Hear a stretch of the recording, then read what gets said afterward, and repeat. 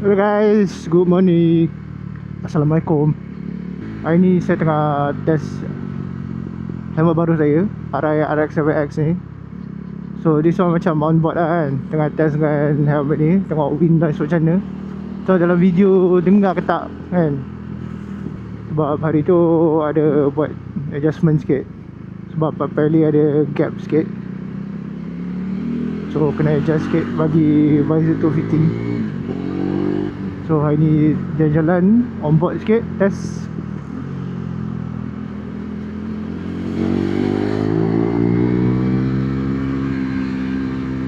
So terpaksa pakai visor ori ni.